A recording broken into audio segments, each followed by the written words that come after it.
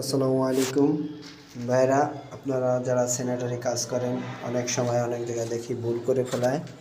তো আপনারা দেখুন, এই ভিডিওটা দেখলে অবশ্যই বুঝতে পারবেন যে একটি বাথরুম কিভাবে পানির লাইনের ওয়্যারিং করে।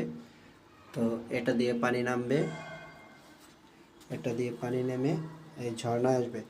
আমরা অনেক সময় অনেকে এই সোয়ালটা করি না। দেখেন, এই উপরে যে ঝর্ণাটা দেওয়া হয়, এই দেখুন একটি পাইপের দ্বারায় সেটাকে কিভাবে সোয়াল করবেন। তো আপনারা অবশ্যই দেখে নেন।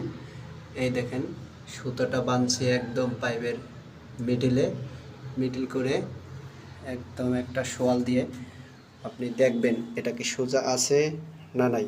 দেখছেন সোজা নাই, তাহলে আমরা এটা কিভাবে সোজা করব?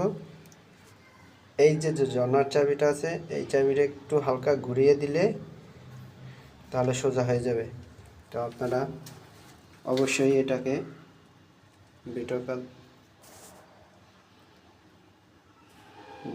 দেখতে থাকুন।